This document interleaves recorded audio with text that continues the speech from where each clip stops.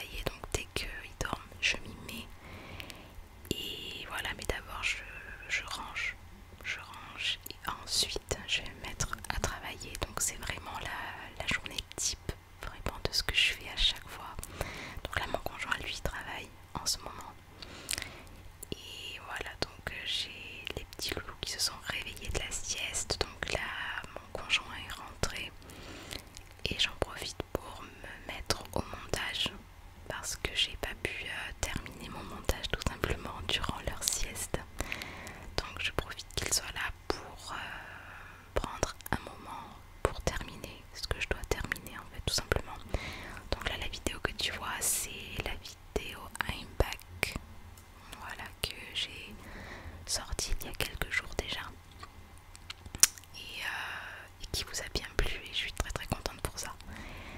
Enfin on termine du coup, on termine pas encore le vlog, mais la journée touche à sa fin, donc c'est l'heure du repas du soir.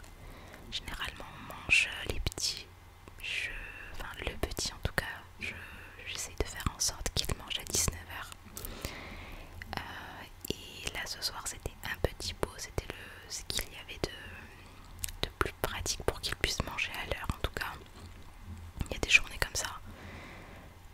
Et autant te dire que les journées passent à une vitesse incroyable avec eux parce qu'il y a constamment des choses à faire. Et j'essaye de trouver un équilibre avec le travail aussi également. Donc là je le fais manger et comme tu verras derrière il y a mon grand qui fait des pirouettes sur le canapé. Et voilà, ça c'est le truc qu'on rappelle souvent, très souvent, c'est de ne pas sauter sur le canapé, etc. Enfin le classique.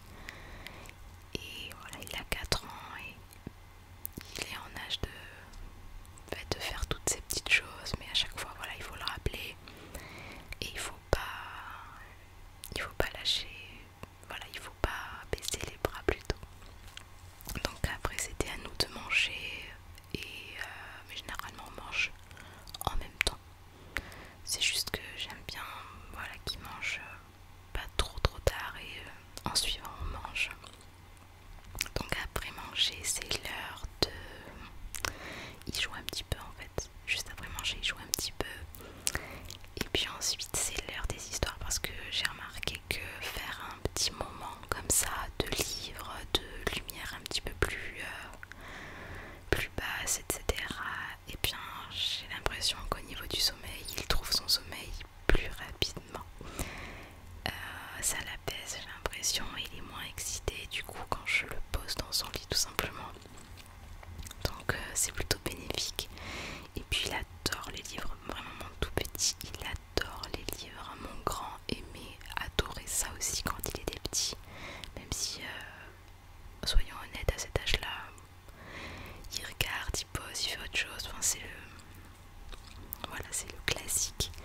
Et donc là c'est un petit livre tactile je dirais, en fait avec des petits morceaux en silicone à toucher, etc. Ce sont des nouvelles sensations qu'il découvre parce qu'il est vraiment petit.